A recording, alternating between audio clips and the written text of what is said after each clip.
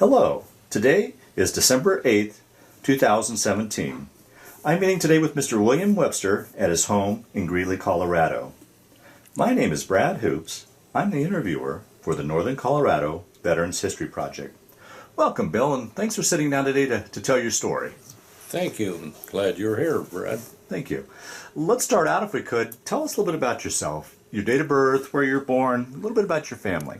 My date of birth is October 7, 1932. 85 years ago.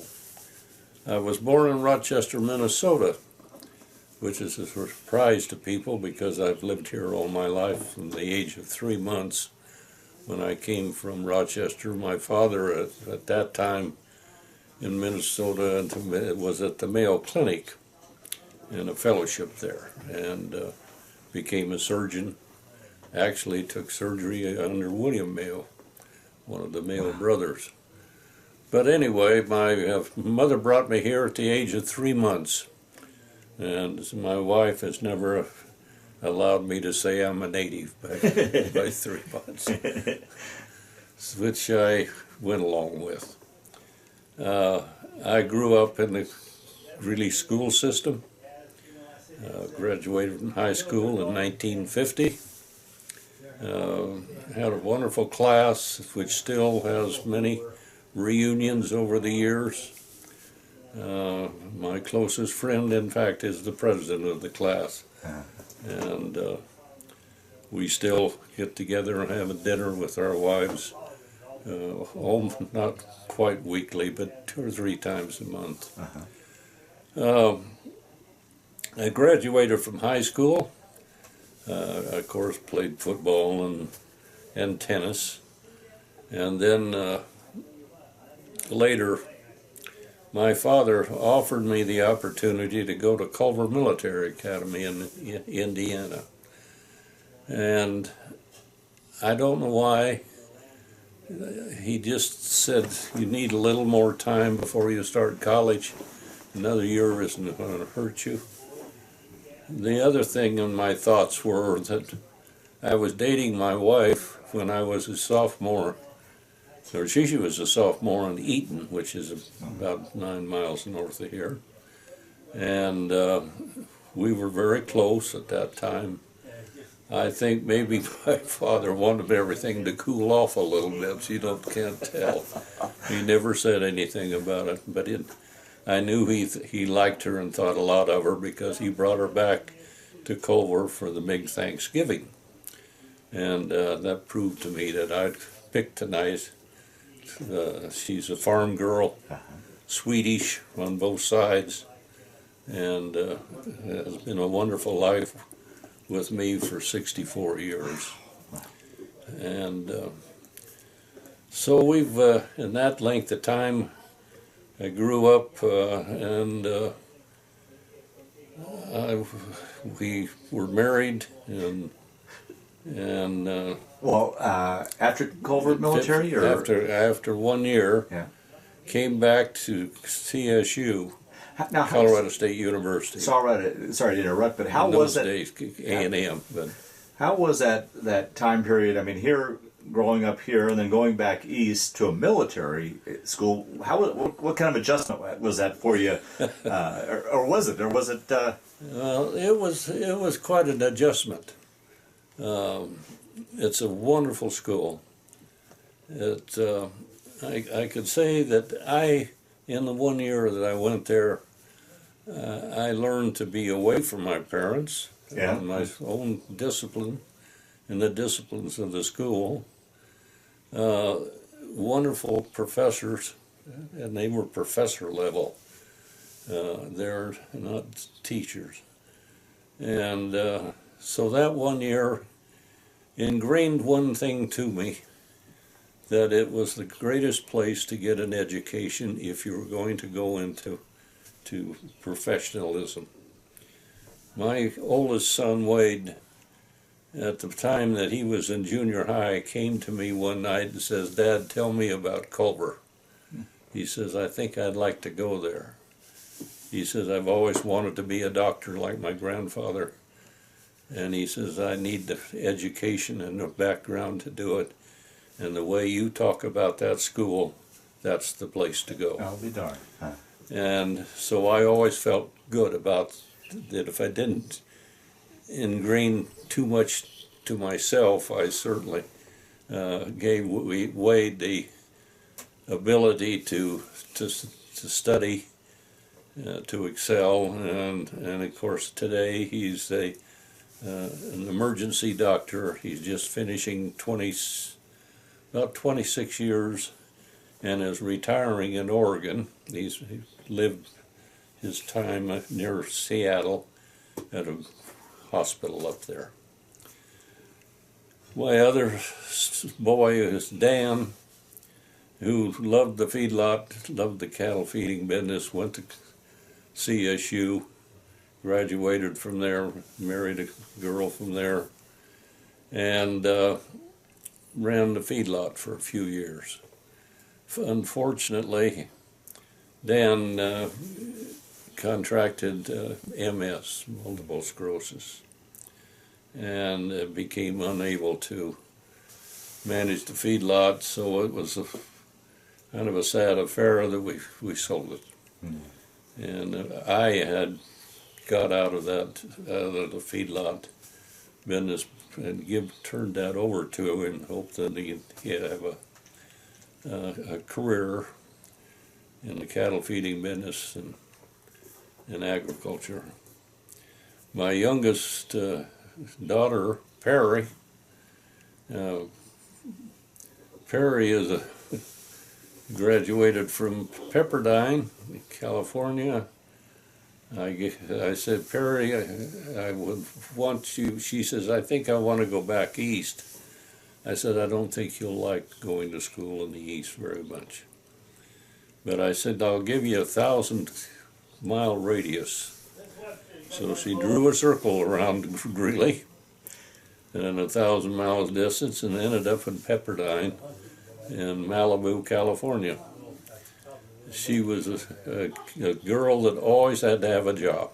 Every time, from the time even in high school, she started at Wendy's, from there to McDonald's and so forth, and graduated from Pepperdine.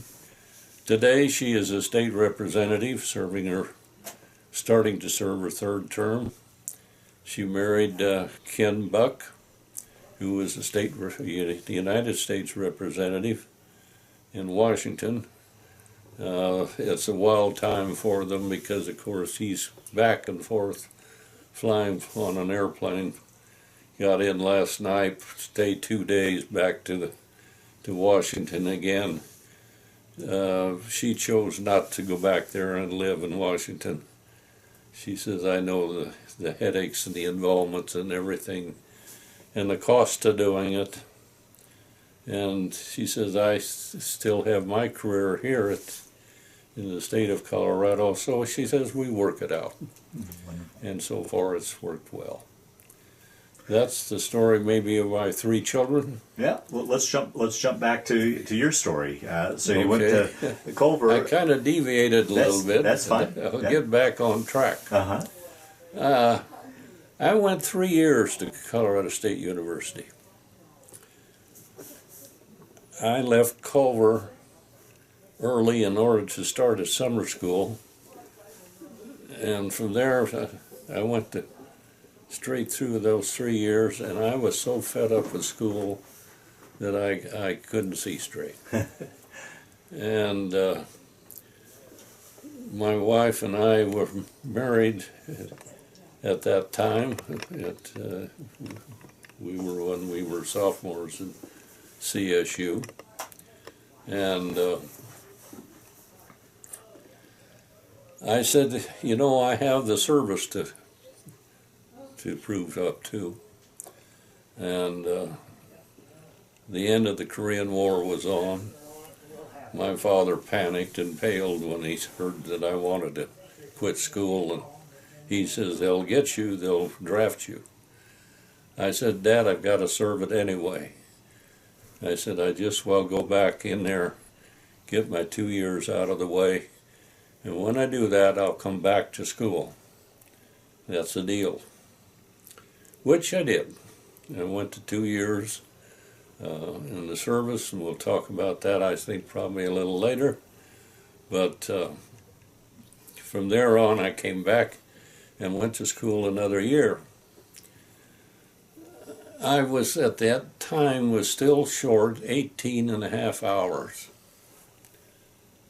And I never got my degree. Mm.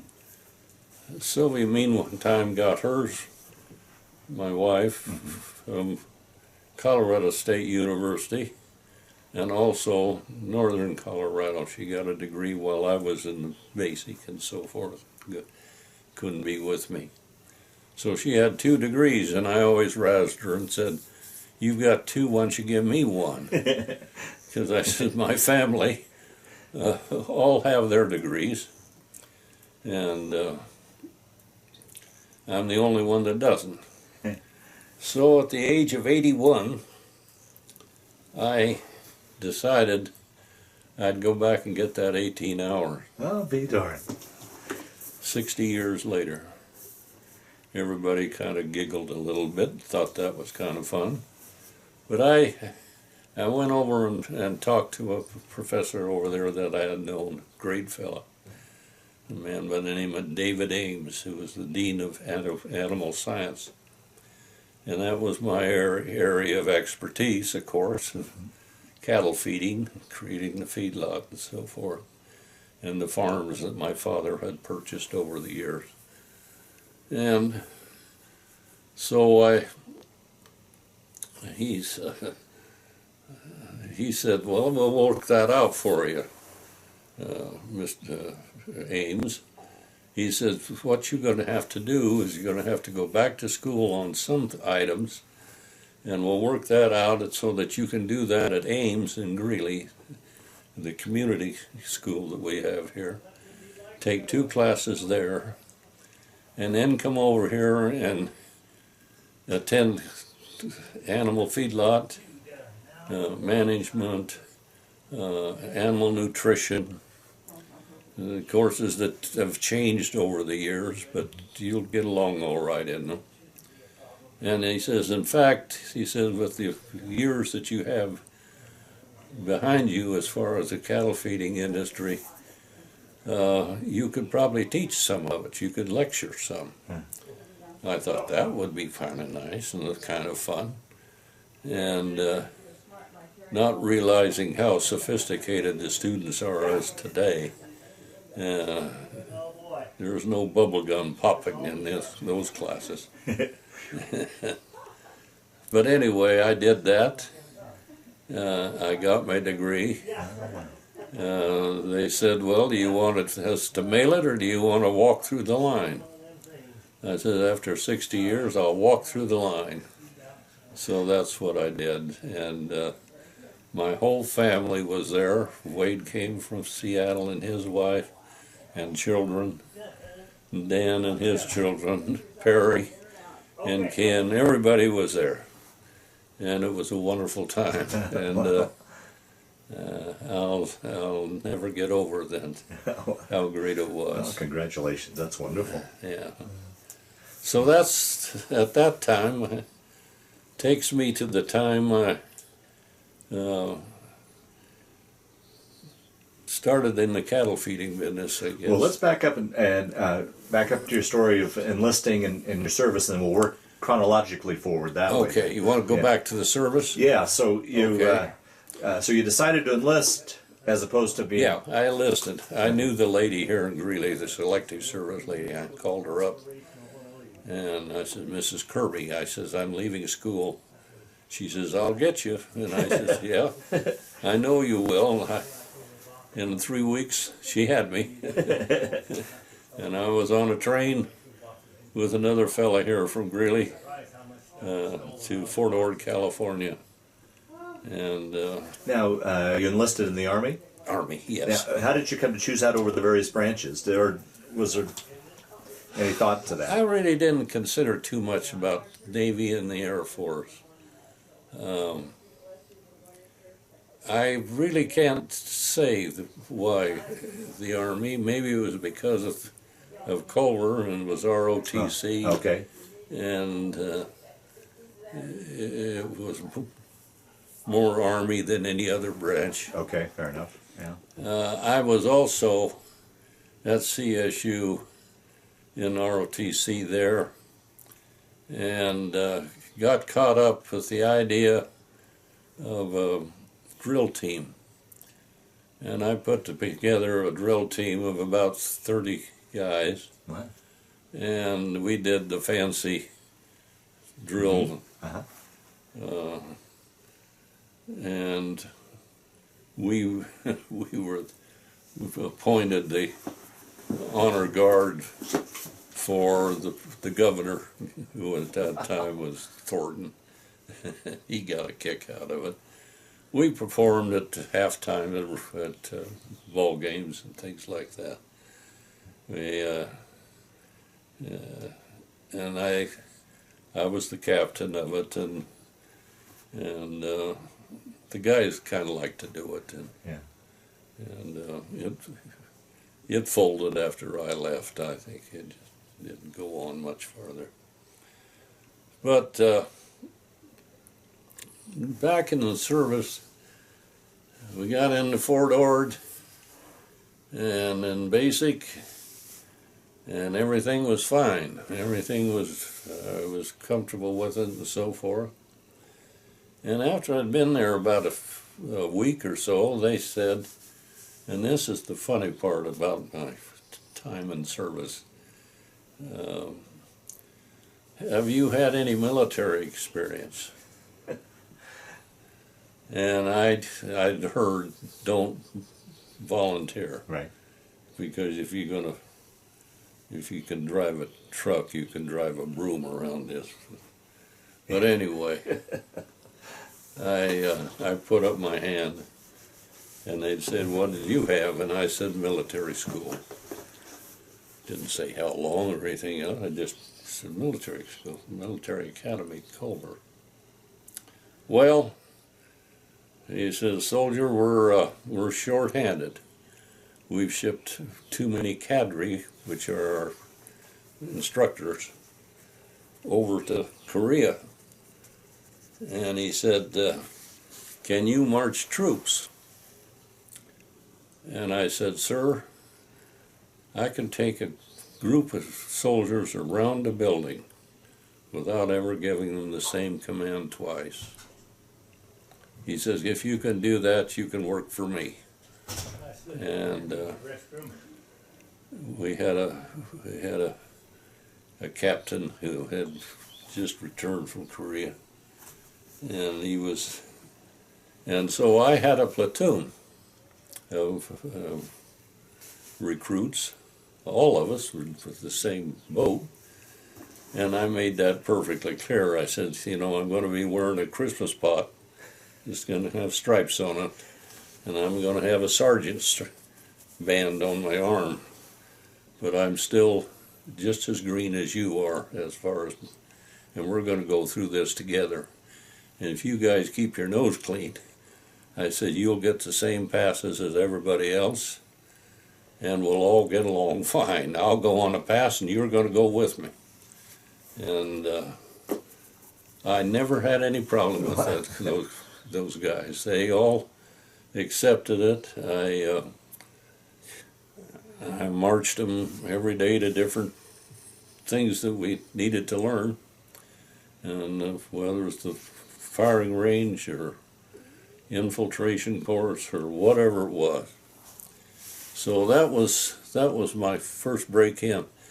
And the thing about it, as an acting cadreman, I had the end of my own room at the end of the barracks that the cadremen would have. I didn't sleep out in the bunks, double bunks with the rest of them. That was one difference that I had.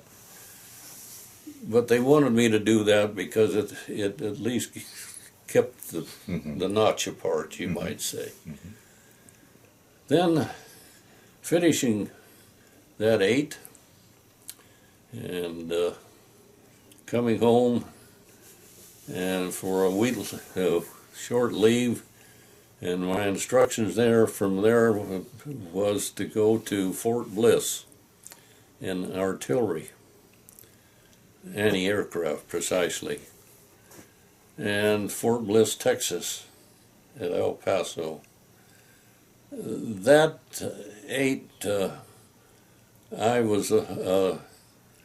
I served. The same thing happened. They said we're short a cadre, but this time, looking at your record, you got along all right. But you're going to be an instructor, so you're going to have to learn about an anti-aircraft gun. And they were 90 millimeter anti-aircrafts, obsolete at the time practically, I'm sure. Missiles were coming in. But anyway, again, the same thing happened. But I thought the fun and games was over, but it wasn't. I had a basic with them and graduated out of there, and then stayed as cadre. And my wife then could join me. She came down and got a job with a Hewlett-Packard TV company or something like that. And we had a nice little apartment. My folks came down, and my father wanted to make sure that we had a good place to live and so forth. So he took care of everything, and so we're happy with that. And then I came to work shortly after I was there as a cadreman. My orders were cut to go to Alaska. And I said, I don't want to go to Alaska. There's people freeze up there. I said, I don't want to live in an igloo either. And I could think of all kinds of things. And my commanding officer said, well, son, go up to classification and talk to them. And maybe they'll do something else for you. Now, sorry to interrupt, but what was the status in Korea? Was that still raging, or no? That was over. Okay, yeah, okay, that was over. Everything. They were kind of pot-shotting a little bit, trying to settle down how they were going to negotiate. That we never declared war, nor did we ever declare an end to it. Yeah. So anyway, trying to think about where I was. Yeah, sorry about that. Yeah, you were going to see about classification. Yeah, I wanted to go to classification. So I went in there, and there was a warrant officer, a nice fella.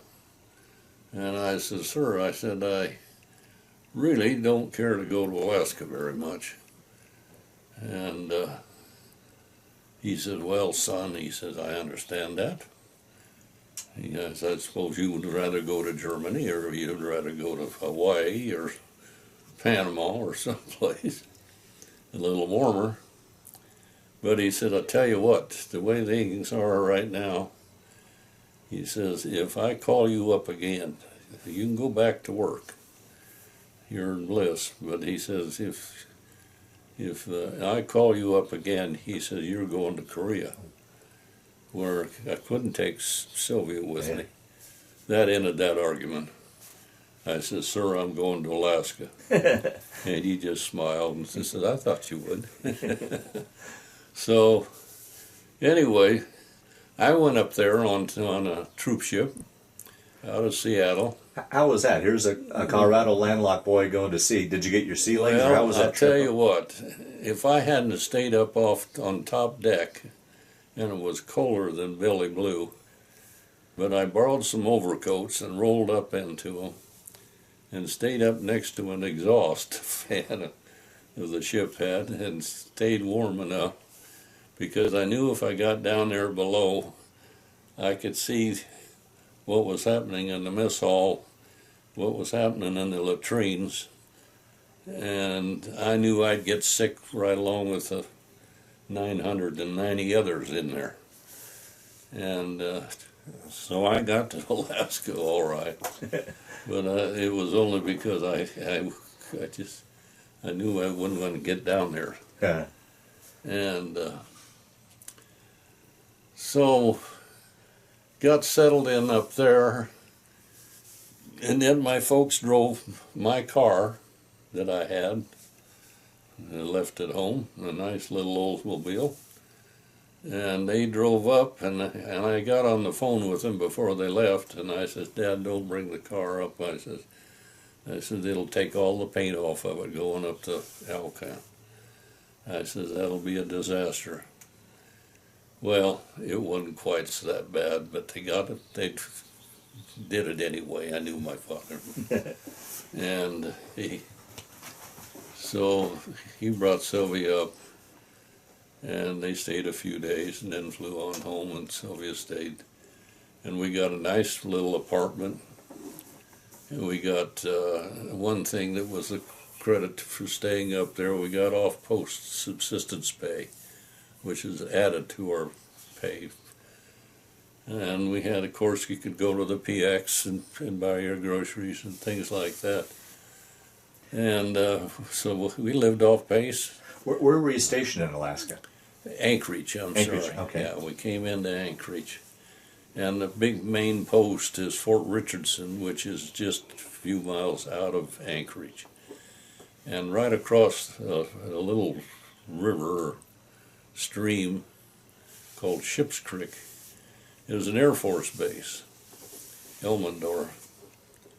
And so everything's military up there. And the other thing that was interesting, it was the military was up there along with, they were building the dew line sites clear on up to Point Barrow. And I had a friend in that apartment building who was the captain in the Air Force, and he called me one day and said, "Would you like to go to Point Barrow?" And I said, "What are you going for?" And he says, "We're going to buy polar bear skins." And they flew a big, huge Air Force plane up there. And all it had in it, it was a big cargo plane, was a truck. I said, "What's a truck doing in there?" "Well, we're taking the truck up because we fixed the flat tire here and we're returning the truck back to Point Barrow." I couldn't believe it. But anyway, there was a colonel, or a major along, and that's what he wanted to do, and he bought a skin. And I looked at them and I thought, right now they look wonderful. They were beautiful. And I get Jonas Brothers here in Denver to work one over and make a beautiful rug out of it and so forth. But then where would we put it? It's just so big. The fur is so long on it. It will be all over a house. And I said, I'm going to pass. So I just bought some trinkets from the natives up there. The men were gone up seal hunting, but the women and the kids were there.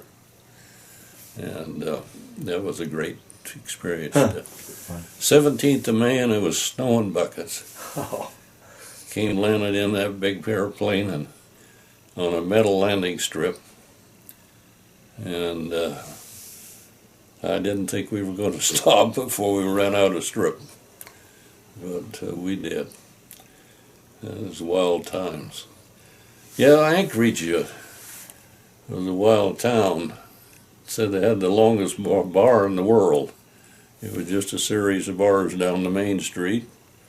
A few little stores, but not many. Most of them were bars. And all those dew line people would come down there periodically for R&R for rest and the climate up there.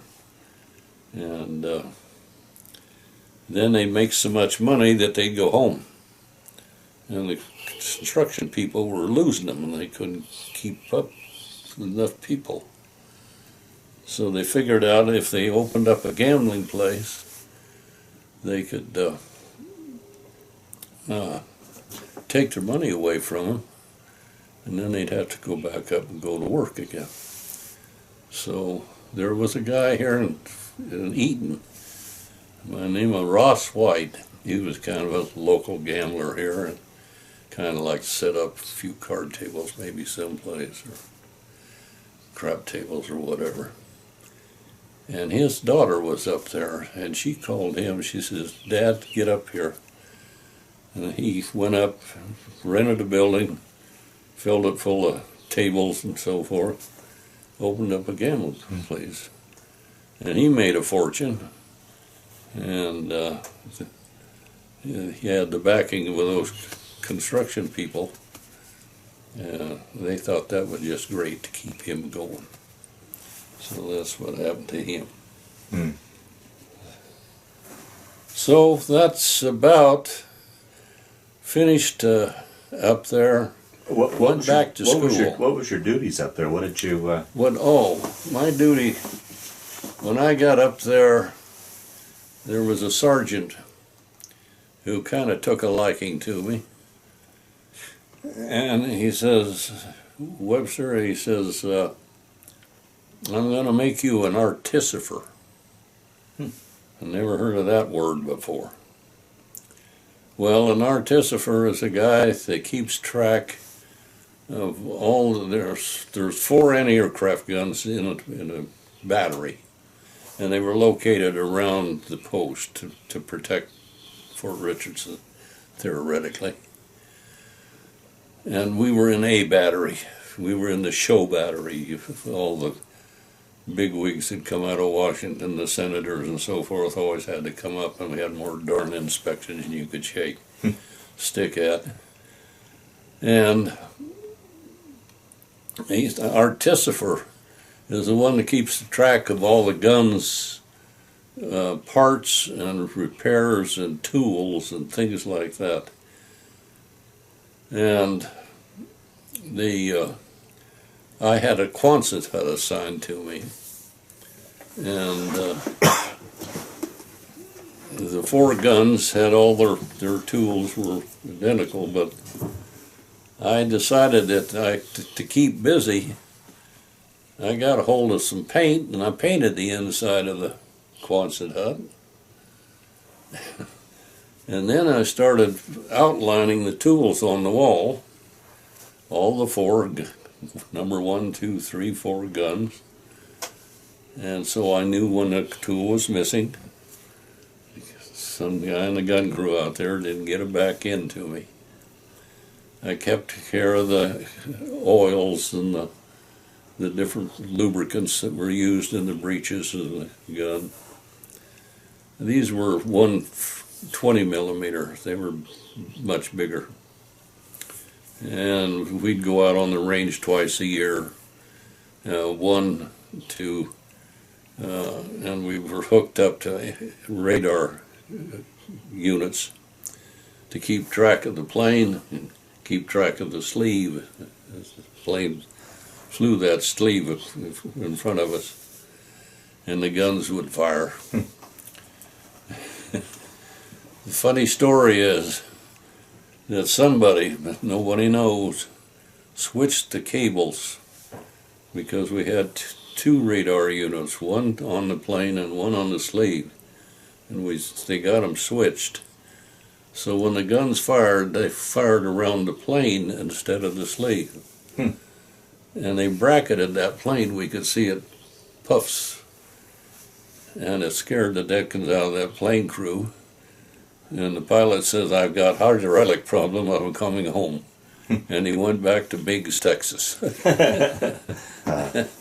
And we cut the sleeve. That was a no-no. It was a kind of a disaster deal. But the scary part about it was the power and the noise would just take you off the ground. And the air was so clear. And we went up for firing range the second year I was up there, into the 6th year. And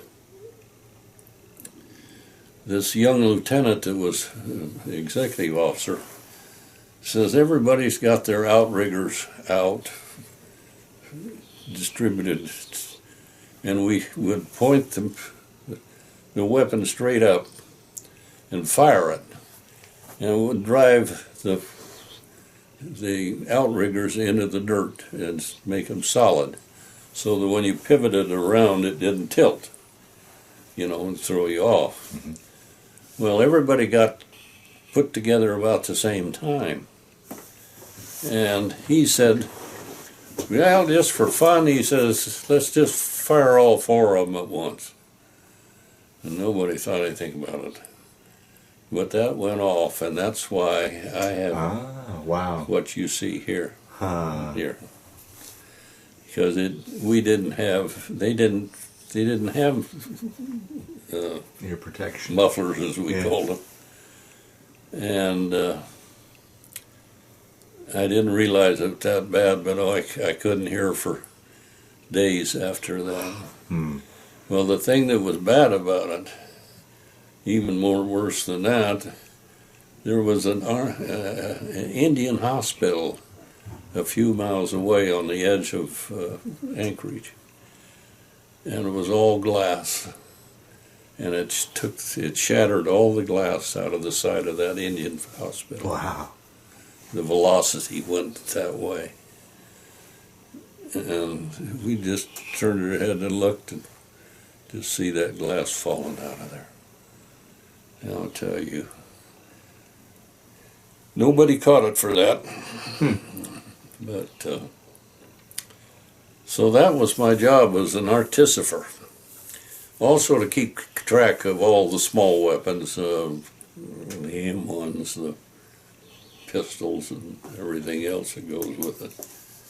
And the nice thing about it, when we said a Russian MiG got lost and got over the top of us and threw us all into an alert, and the gun crews had to go to their guns and sit out there and wait colder and cold, 20, 30 below. It always did happen at night. It never happened in daytime. And the nice thing about it, I went to my Quonset hut, and it was warm, and I had a stove in there, of course.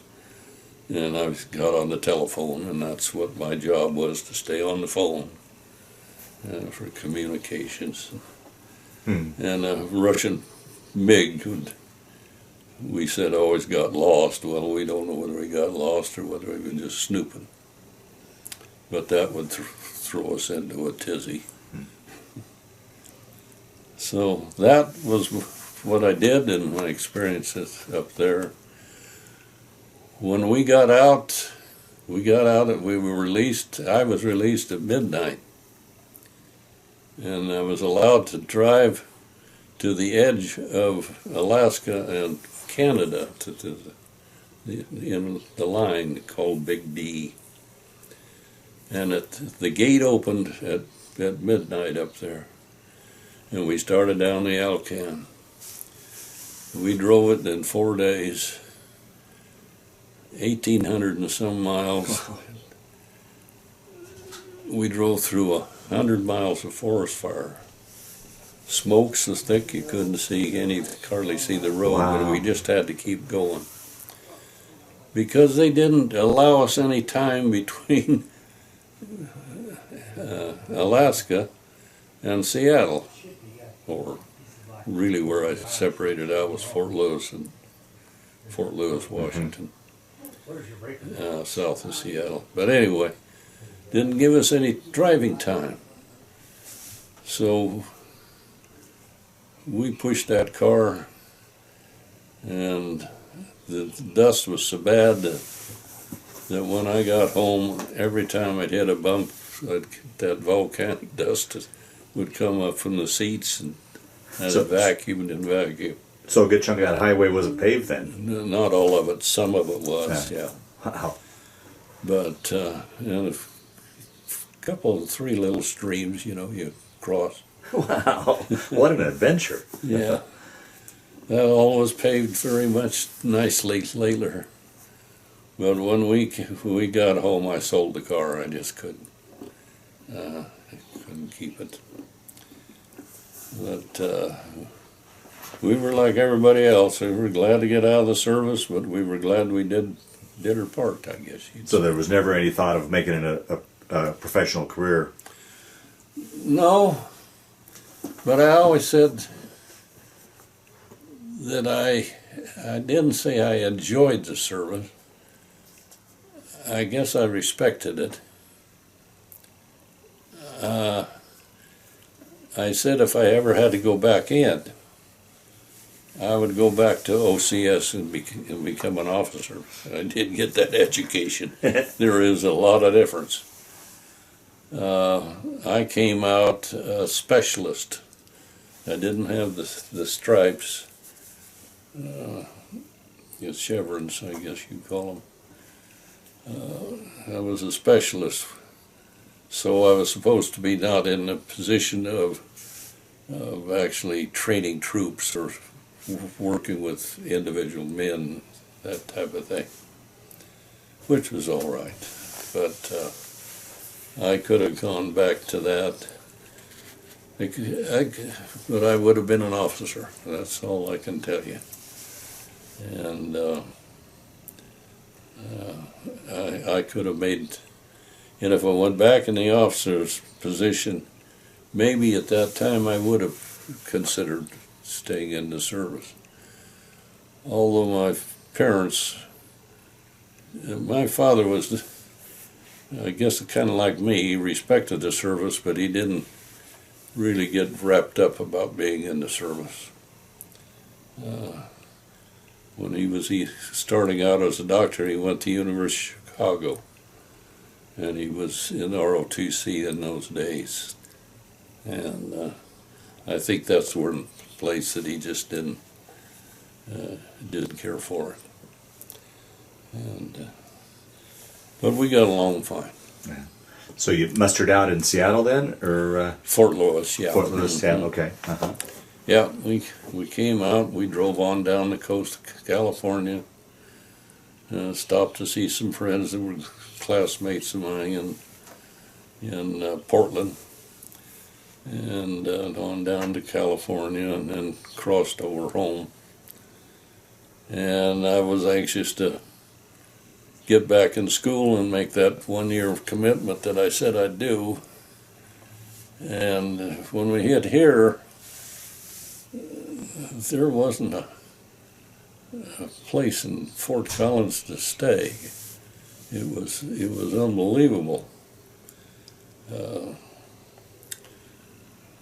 We went to a couple of basement things that pretty gamey, not a place for. And we ended up in a little motel on College Avenue. The man that ran it, he was a character. He says, my wife said, I think I'd like to bake in the oven. So she went and talked to him. Oh, he says, that's fine. I'll come over and light it for you. He came over, put the match in there, and it blew up. It took all his hair off. It gave him a shave, I'll tell you. That was the end of that guy trying that trick. And of course, we didn't have it. We didn't use the oven. But we went the year. I got better grades because I was married, and my wife was my tutor, you might say, or the one that kept me on track, and we got through that year. Then we came back to the farms and then built the feedlot. So you once again decided not to finish up and well, yeah, my family had a fit, and I said I want to get back to. I want to get on the farms, which I grew up on, and doing everything, building fence, fixing pumps, painting houses. That was my summer's job in the summer. And when I started as a kid in high school, with a spray gun and a bucket of paint, my dad said I always got more on the ground than got on the building, but I painted the windbreaks, and I painted all the outbuildings in the main house. Trimmed all the screens in green, and went from farm to farm. We had farms scattered from east of Alt to Platteville. Wow. Because Dad says, you know, if hail hits one or two of them, we got another few to back us up. But my grandfather was an old rancher that homesteaded down near Ray, Colorado on the eastern line, and Cal Webster, and I've done the same thing that you're doing here now with me, with him when he was 90 years old. Oh, wow, wonderful. And my dad had to coach him a little bit, you know. He'd say, well, now, Dad, he says, tell us where you went here, what happened next. Well, anyway, we got a good tape of him, and we played it back to him, and he was hard of hearing. And he says, you know, he says, that fellow's right. He says, I don't know how he did that, but he says, that fellow's right. We said, Grandfather Webster, that's you. And we never convinced him. Never convinced him. But anyway, that's a short story in between why my father liked to buy cattle. Okay. And I built feedlots and all the farms. We had dairies on some of them initially, and then we tore those out and built cattle lots. It was a much better deal. Then they came along, and I kept kind of saying to my dad, we ought to build a feedlot, put them all together, take them off the farms. Because we were feeding on 7 different farms. And as they become more efficient and everything else. And there was a feedlot built east of Greeley, about 5 miles, by a fellow who was a mortician here in Greeley. And if you want to hear a short story on that, please. This is the truth. This guy was the mortician, he and his brother, and there's a mortuary still bears his name here in Greeley. He's long passed away. But what happened, if you remember, there was a movie called The FBI Story with Jimmy Stewart. It was a story about a young guy that became an FBI man under Hoover and so forth. But the first opening story in that movie was a story about a man by the name of Graham who lived in Denver and put his mother on an airliner with a suitcase full of dynamite. Right. And it blew up right over near Loveland, or Longmont. Yeah. But the bodies landed in Weld County. And this gentleman here in Greeley, the mortician, was also the county coroner. So it was up to him to identify, pick them out, get them all transported to wherever they came from. And in doing that, received a lot of money through insurance companies that would pay for that kind of service. And it was kind of burning a hole in his pocket. And he had a fellow working for him who was a classmate of mine who was the ambulance driver for him. And this fellow said, what you ought to do, he says, you ought to build a feedlot. And he said, and this guy's now calling him Ross, it is his first name. Ross says, I don't know anything about cattle feeding. Well, he says, the thing of it is that you custom feed for people. They put you by the cattle and put the cattle in with you, or they're a rancher and put the cattle in with you. And it was just kind of new and started, and it was a good deal.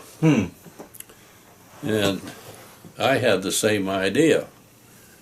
because I thought, that lot could hold at that time 3,000 head. We could only maybe feed 1,000, 1,500.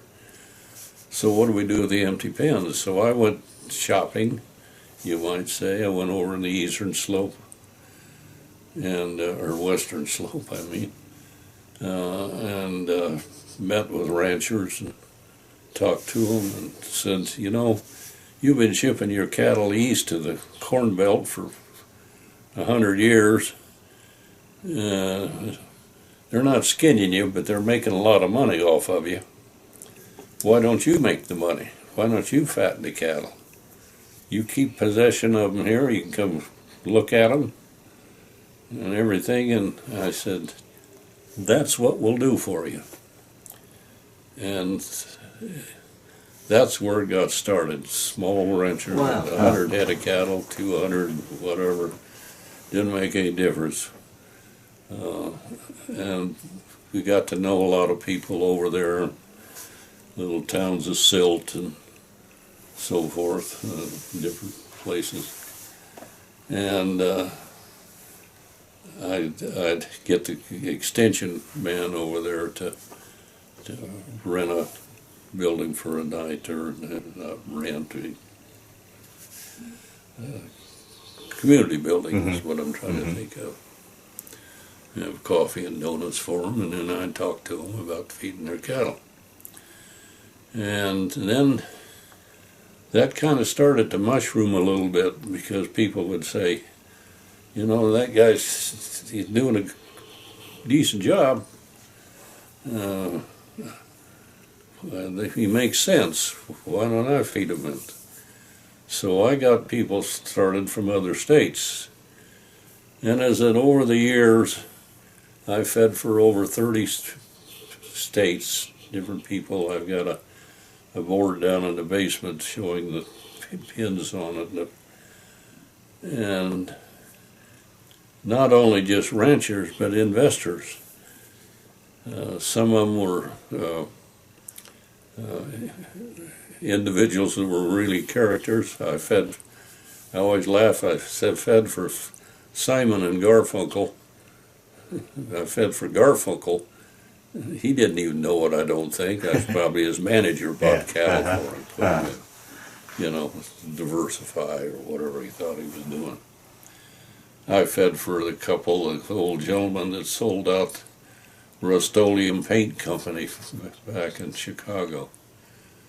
I fed for a guy that I knew was with the Chicago Mafia, and he had just sold out, and he was Frank, I can't think of his last name.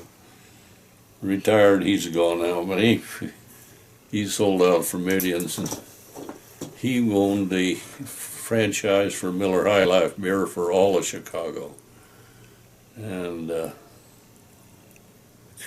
he went to Las Vegas and built a house. Huh. And he wanted to get some. And in those days, it was legal, but they closed the door on it, the government. The idea that I could buy cattle in October for you, place them on feed, have October, November, December, 90 days on them, and on into maybe January. And I'd have all the feed costs and everything in this year, and you sold them in next year, so you transferred all your monies into next year. It works slicker than slick. But Uncle Sam says, you can't do that anymore. Which was all right, because I didn't do a whole lot of it. I don't know why, really.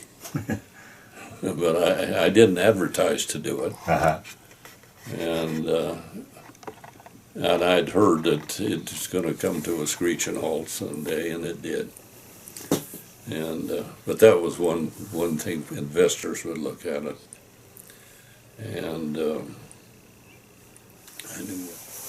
so that's how I got in the cattle feeding business. And gradually we just built more pens and fill them up and And of course, I grew up with Kenny Monfort, and I learned from him. Mm-hmm. He's a good friend of mine. And Sonny Mapelli, who was his vice president and #1 man. Met a lot of good cattle people through the National Cattlemen's Association. And I was, of course, involved with the Colorado Cattle Feeders Association, president of that. And so those were great days. Yeah. Good, How long good were you in time. the business altogether? Oh, in the feedlot business, we were 61 to a little over 30 years. Is that I right? think. Yeah.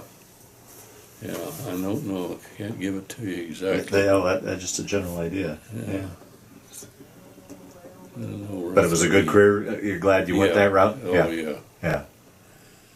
And I thought, it's just going to work out great that Dan could come on board. Yeah, doggone it. And when he got out of school, here he came, and so I backed out. And I said, Dan, you're going to run it, and I'm not going to lean on your shoulder to tell you what you're doing right or wrong. And he got along with it all right. The difficult things that started to happen, of course, packers were feeding more. Mm. And Kenny Monfort was feeding a lot of cattle for people. And people with money, then he knew where the money was to buy them cattle.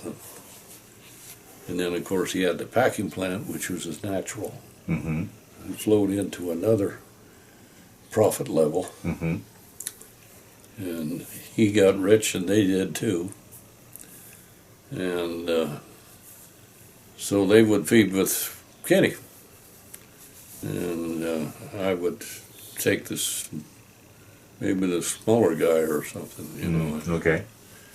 And I didn't have any resentment about that. I understood that's business. But we went that way for a while, and then, of course, as I mentioned, my son got MS, and that ended it. Meanwhile, I ran for county commissioner, and got elected to that. It's a 4-year term, and got reelected, so that was 8 years. And I enjoyed county commissioner work. It was right here at home. I knew the farming situation. I knew the county roads, the bridges, and the road and bridge crews. And I'd get in my car and start out somewhere and find out where the bridge crew was working, and stop and have a cup of coffee with them or something like that. And the paving crew that were paving a road somewhere. So I got along fine in county commissioner work. And then 8 years was enough of that. And I've always kind of had the philosophy of people kind of wondering, they don't do it all the time. But you get in and you do the job that you enjoy doing, and when you cease to kind of have the glow off, and you feel like that you're running into little controversies or things like that, or I shouldn't say that way, that you've had enough of the job. Mm-hmm. And you do a good job for 8 years and you get out. You go do something else. Uh-huh. So I ran for state representative, and I had 2 terms there. That was just 4 years. And by that time, it was time for me to retire, which I did. Wow. So anyway, the state representative thing is a different world because politics are all different, and it's all politics. Yeah. And it's clear it gets worse as it gets higher. Yeah. That's what my son-in-law, who wrote the book drain the swamp. Right. And he knew when he got in there that what it was going to be like, but I don't think he had any concept of it until he got there. Yeah. How about with you? I mean, here, a farmer, a rancher. I mean, that world, it's no nonsense. But Yeah. how was it dealing with the nonsense when you were in the thick of it? Oh, in the When once you got into politics, cattle business? Or in the cattle business, it's a no nonsense business. I mean, Yeah. but you get into politics. The And, things that changed in the cattle feeding business in the time I was there is that we started out by feeding cattle with a handshake. Mm. And then I fed for an outfit for the name of Kern County Land Company, California, who was big at Bakersfield.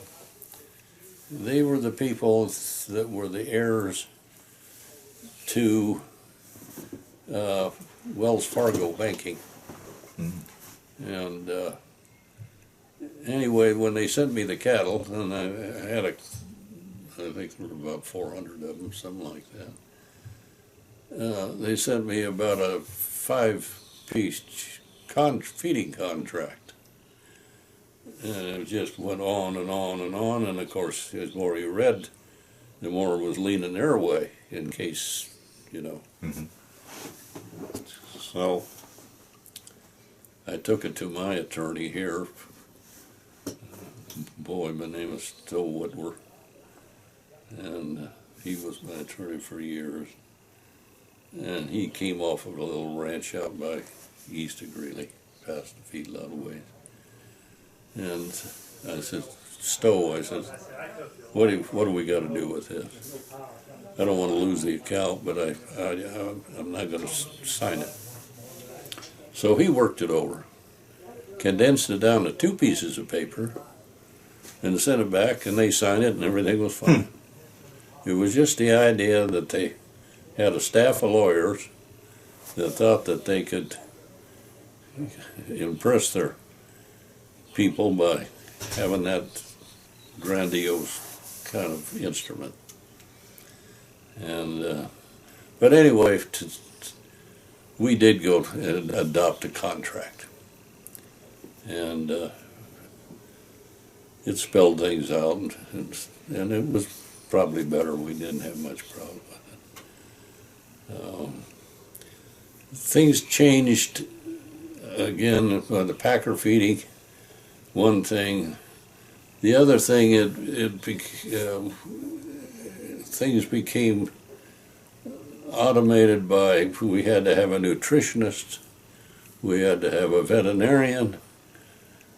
Dan hired a veterinarian out of a little town east of Amarillo who flew his own airplane, would fly up to Greeley here, be picked up at the airport because we were only a mile away from it, Mm-hmm. taken to the feedlot. He met with the pen checkers, he met with the treaters at the hospital, treated the cattle at the hospital, went over that with them, went over the nutrition with him, got back in his airplane, flew home, and sent us a hell of a bill, Uh-huh. And that's the way things changed. And our nutritionist wasn't outlandish with his bills, but he was very good. He was formerly with Monsanto, and he lived in Colorado Springs, and he made his rounds, and he'd spend all day with us going over rations and what changes and using different ingredients or different amounts and so forth. And he was very good. And you could relate to him. He was easy. And but back that up 10, 15 years, nobody heard of a nutrition. Yeah. That's it. I don't know, he's passing the buck, I guess, I don't know, but it was good to have those people. They were professionals, and they were trained, and they were better at it. This all came about by government regulation in the industry, Things or came around, yeah. Yeah. I always remember the episode that I had when I was president of the Colorado cattle feeders, and the big argument was the feeding of stabestrol. Stabestrol was a product that was a growth promotant that we put into the cattle's ration, and it increased the rate of gain, and it was a big help. It cheapened it up. And stabestrol, diethyl-stabestrol. Well, it came out by some human students or people that it was inducive to health to people. And by eating the beef, it could be transmitted on in through the steak you had, and it had stabestrol in it. And they scared the gizzard out of people. And people said, you got to stop feeding it. And we said, well, it's never been proven yet that it killed anybody. Why do we want to stop now? Well, if you don't stop, we'll quit eating beef. That was going to happen. And it got worse and worse, and people controversial and so forth. And one night at the board meeting at Cattle Feeders, I said, I'm as president and implore you as a board that we all stop feeding stabestrol until it's proven one way or other. Let's not keep feeding it until it's proven. Let's stop now, and then if we all quit, we're all on the same boat, aren't we? We're all our feeding results are going to be back to equal, but they'll be down lower, and we'll have to pay for that. And by God, I got them to vote for it. And it hit the headlines the next day. Wow, Webster says quit feeding stabestrol. You cattle feeders are all going to go broke, you know. Jesus, it was bad. And I was catching it. I was catching it all over the United States. Really? Wow. Oh yeah, some guys would just say, "Well, you played chicken, you gave up." And I said, "It isn't the way I wanted to do it." I said, "Let's all quit, and we'll have all people liking us better and eating more steak, and you'll get your money back." Was my argument. And we never fed stabestrol again. We never came back in. And I got others then eventually to help me. One guy that helped me was Ken Monfort. He wrote an editorial in our local paper here, Greeley Tribune. And he said, I think Bill Webster's right. And man, I could have kissed that son of a gun. That's Patton, I should have kissed that son of a bitch. Don't put that. Well, anyway, I'm kind of, unless there's some questions that you like to ask me at this time. What are some of the things you were proud of in your political years, either on the county or the state assembly? Legislation that you're proud of, or anything you've done? Well, I was always pleased with what I did. I always, as my grandfather would say, I came home with a good taste in my mouth. Okay, good. And I don't think I was any big shining light or fearless leader. Yeah. But I think the one thing I felt the best about that I still have people today, not very often because it's been years, that would say, Bill, I remember you as a county commissioner, and he says you're the best you ever had. Oh, wow.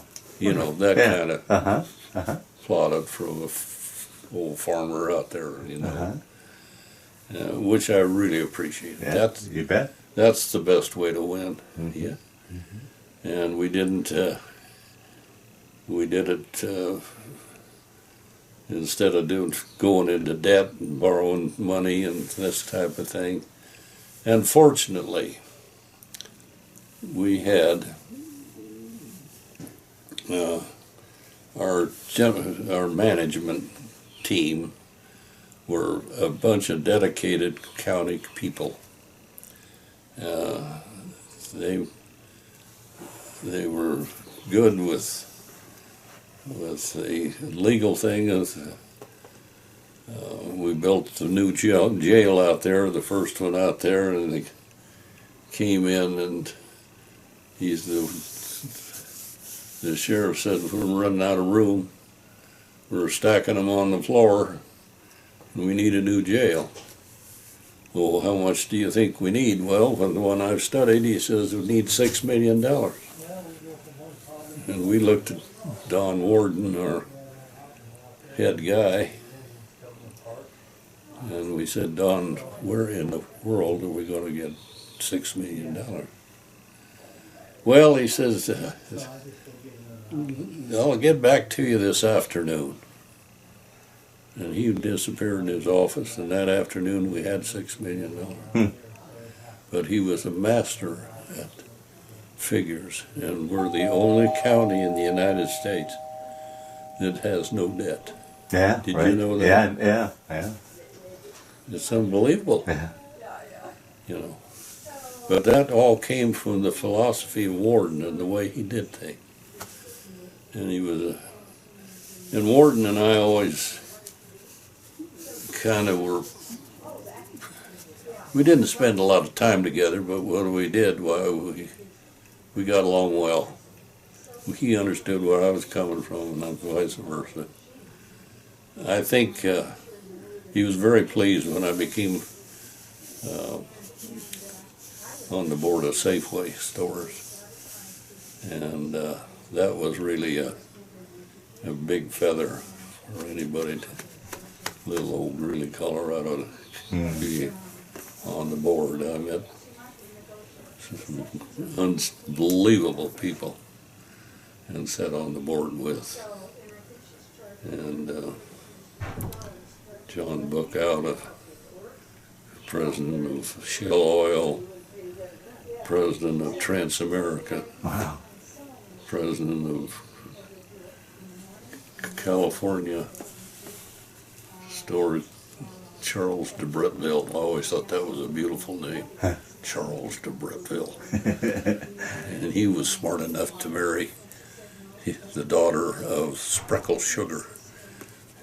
And from there he became the president of, not Crocker Citizens, California National Bank string chain. And those people were up here in billions. And so I was very pleased to be a part of that. Absolutely, yeah. Yeah. I was the only Aggie on it. The only guy that... So I could relate to... we'd have a week-long seminar every year, and it would be someplace. One time I was in Canada, one time I was in Hawaii. That was fun. But we had meetings all day long. We didn't play on the golf course. Although I wasn't much of a golfer anyway, it didn't make any difference. But we had vice presidents come in and study.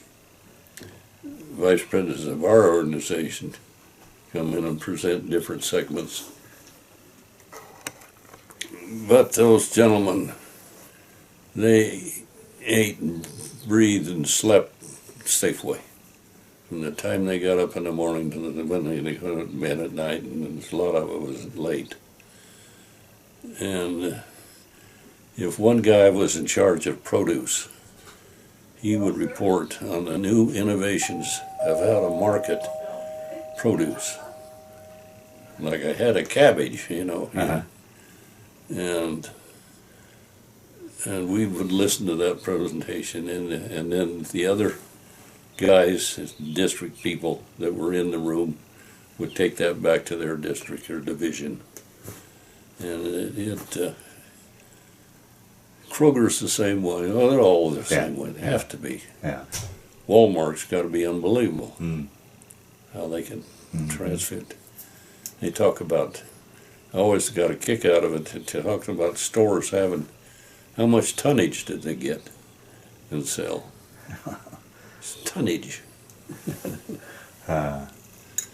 So I got off course again. I'm That's sorry. okay. So what have you done in your retirement years for activities and Not a great deal. I still stay active. I happen to be the good fortune of having been the first president of the Boys and Girls Club here in Greeley. And now we've got several, and they're big and going good, great. And that was a great thing, and I still stay a little bit involved in that. I was president of the chamber, and now I still sit on the ag committee for the chamber, and they put on a tour for people, urban people, get on the buses, go out and see different things about agriculture, which I think is good. And seminars.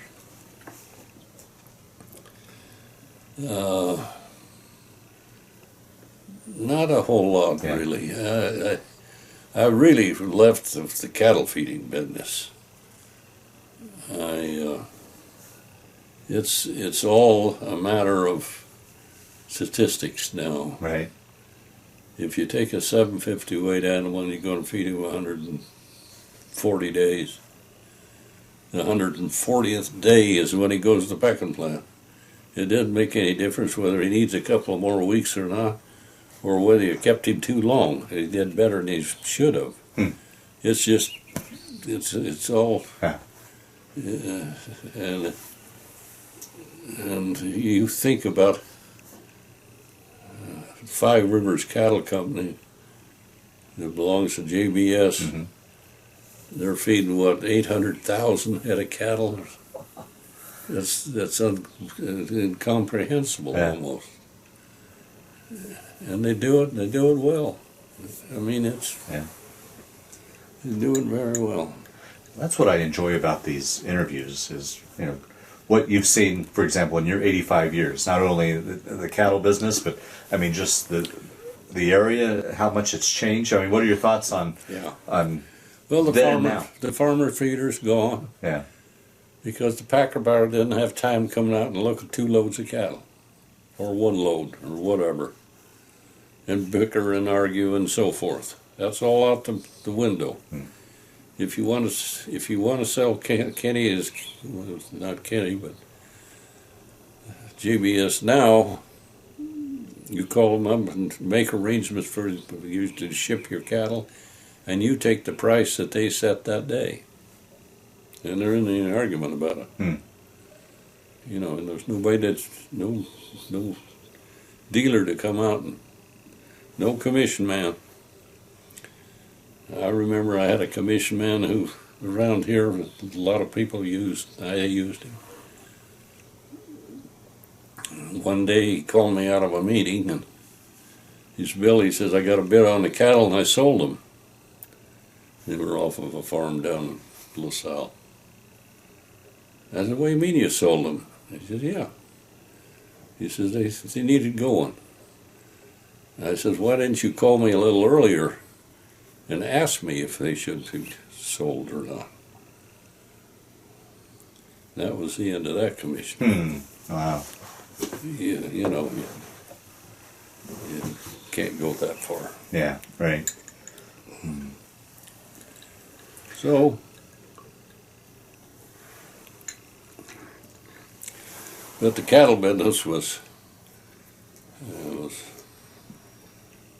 always an education. Yeah. I became very good friends with Dr. John Matsushima from CSU, a little tiny Japanese guy. Oh, right. Uh-huh. You know it. And he says, Bill, he says, you ought to feed for people in Japan.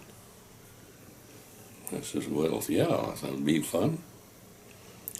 And I went with him and his wife. And Sylvia, I think the four of us went over first time. Met this Kyoto family clear down on the tip of Japan. And then they sent their son over, who had gone to school here so he could speak English, so we had a communication. That really helped. And to shorten it up, they came over, picked out the cattle that they wanted out of a pen, all black cattle, make sure they don't have a spot of white on them. That might be a big Holstein. And they'd say that one, and they would walk around, and we'd wait and wait. And they'd say that one, and we'd pull that one. And we'd pull, maybe 25, 30 head. And then we'd feed them. And we kept feeding them. Months and months, trying to get the marbling in them. Angus, of course, which are the ones that have the best shot at doing that.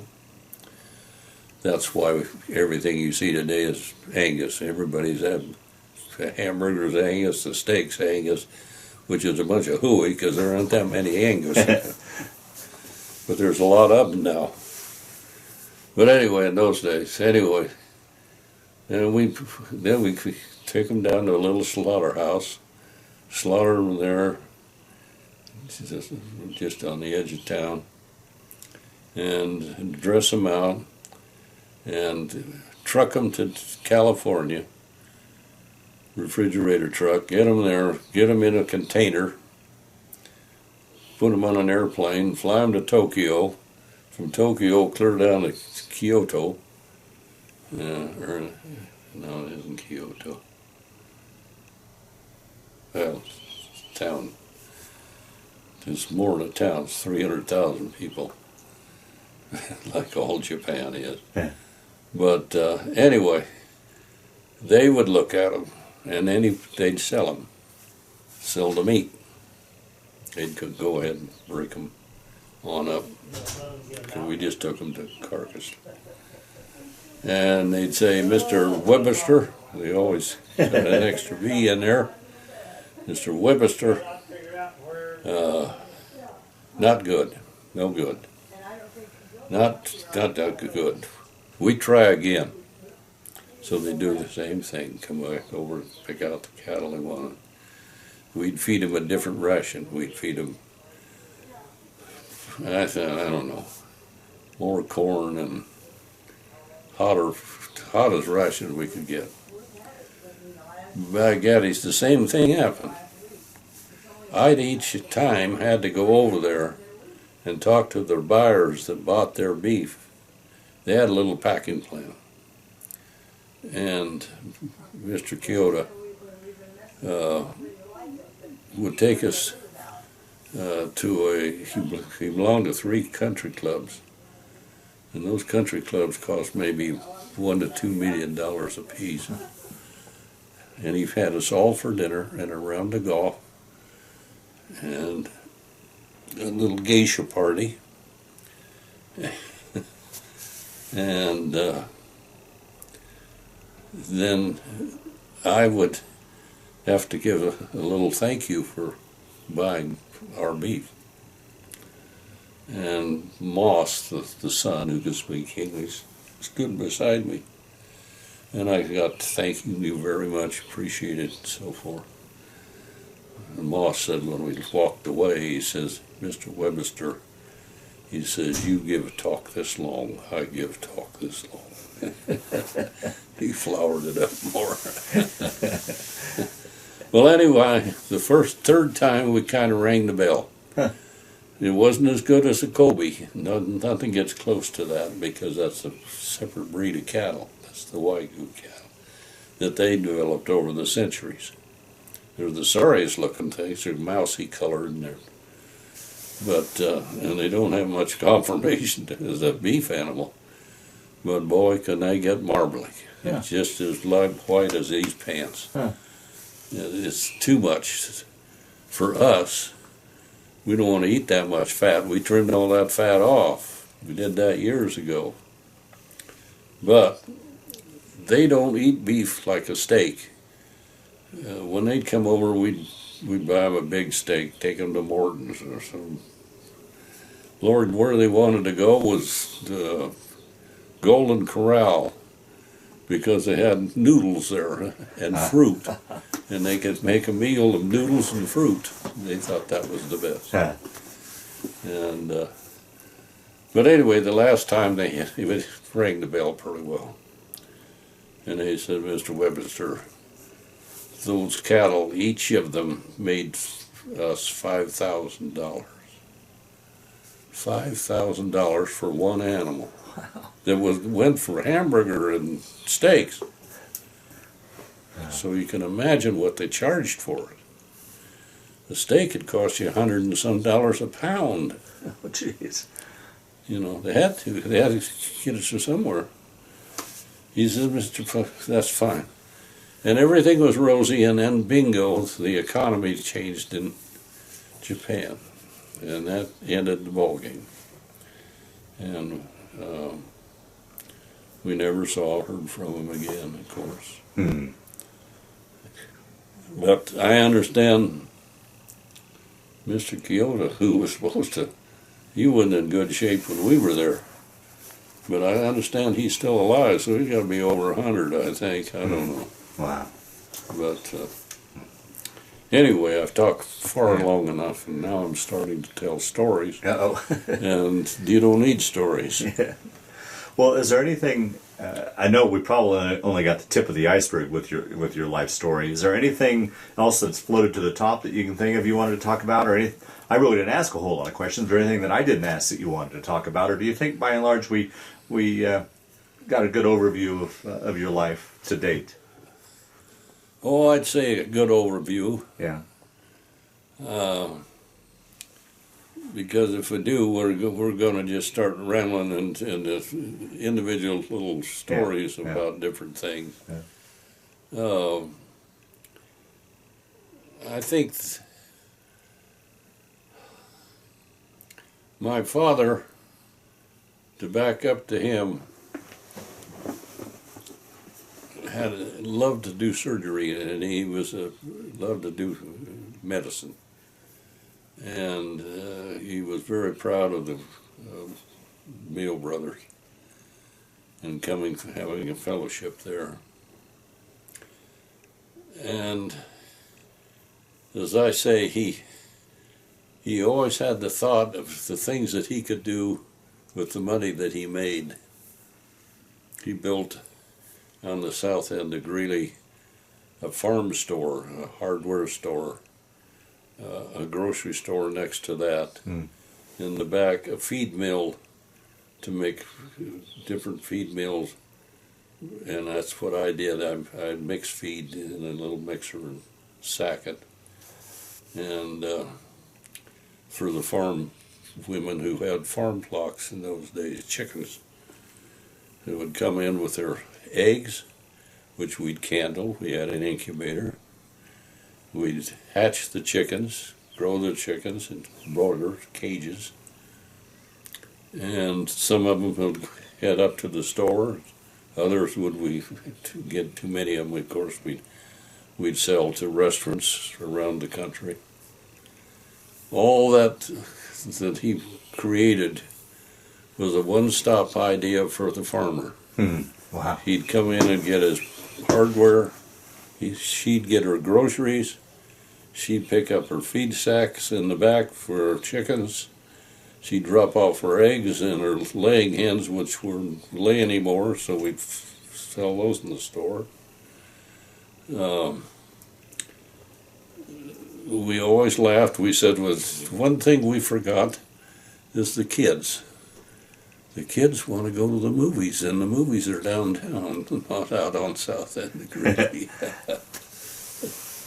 But that's the farm trade that we did have was great, and I learned how to stock shelves, and I knew how to bone beef out for hamburger, grind hamburger for the hamburger shops around, and carry a wash tub of hamburger. God, it weighed a ton. And mix feed, and then later check groceries, and learned how to do that. And then I really thought I'd hit the top when my dad said, you can go over in the hardware store and sell hardware. And I did that for a little bit. But that was all learning how. And we had a man that worked for my father for years, and he was tight as bark on a tree. Archie. But Archie would teach me things, and my dad would say, Bill, listen to what he tells you. And I'd drop a bottle of ketchup on the floor. I remember that.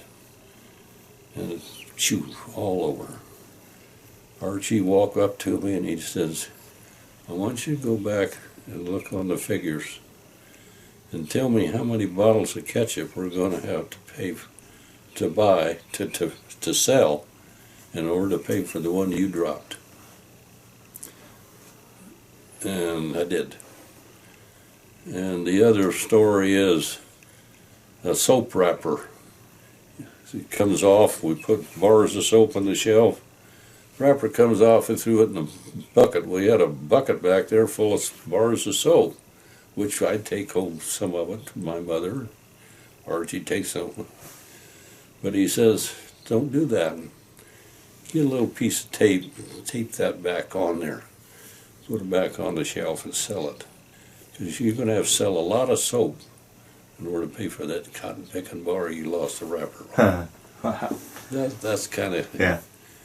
And on the farms the same way. Later, when we closed all out the farm store and all that, and Archie still stayed with us, and I said, Archie doesn't know anything, he doesn't know a steer from a heifer. But we'd get on a farm, and we'd have to fix a pump, and we'd have to fix the bearing on the pump and the shaft, and get the shaft reamed down and taken care of. Or the paint that we buy it on a bid basis. I'd get the bids in, and I'd say, well, Archie, looks like we're going to go with Sherwin-Williams. Well, we might not. And he'd go talk to Sherwin-Williams. And I knew what he was doing. He was getting them down in price. He'd come back and he'd say, well, we got a few dollars off of that. You know, he enjoyed that. He was a Scotchman. Burns, Archie Burns. And but he was always, my father admired him, and he knew that Archie was always working for him and not for himself. Mm-hmm. And so he was a great education growing up with that. Oh yeah. And it was only very fortunate some people would have that luck to have that. But I used to get so upset with him that I'd want to shoot him. But my dad would kind of get me back in line. Well, Bill, as we wind down this interview, is there any, how would you like to close out this interview? Is there any advice, any thoughts you want to pass on to friends and family that will watch us presently and down the road? Well, I think, as I say, I just got through telling you my experience in stores, which a lot of people don't have the other side of it. Today, it's the scanner. You pull it across. Those days, you punched the buttons. If you didn't punch them right, you did it wrong. Yeah. And if you didn't feed cattle right, and you didn't do it honestly, you weren't going to have anybody put any cattle in your pen. And that was just flat the way it was, and that's the way we always operated. I always remember a statement of a fellow that was a commission man of mine, or he sold cattle and he had a couple of accounts in our feedlot. And he said to me one day, and it kind of bothered me all my life, but he said, you know, Webster, he said, you're just too damned honest to be a cattle feeder. And that's a left-handed compliment if I ever heard one. Yeah, right. You know. Wow.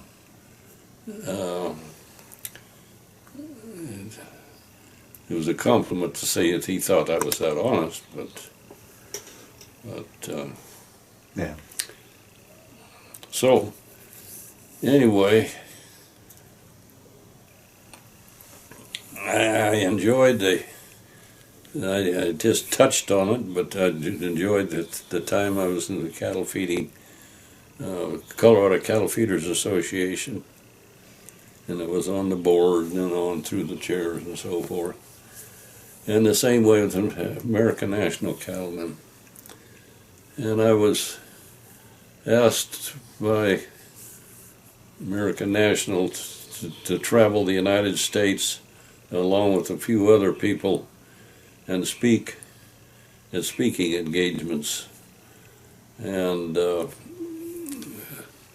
was kind of testy. That wasn't always that easy. You'd fly, our first one was Pittsburgh. I remember that was our testing ground, you might say. We would go in, hire a public relations firm to get us on radio, TV, service clubs, what do you call them? Meeting rooms, meeting deals where people would go and have lunch, and that's a service club kind of thing, but they didn't belong to any club. They just went to a meeting place and we'd talk. And we did it when the cattle feeding, or when the cattle business was tough. We had too many cattle. We'd overproduced. We were losing a lot of money, and we're pleading with the people to not pleading, but we're explaining the importance of beef, the value of beef, the nutrients that you receive from eating beef, and it'd get a little testy sometimes, you know. And my wife, Sylvia, we were in New York, and she went to a group of women, and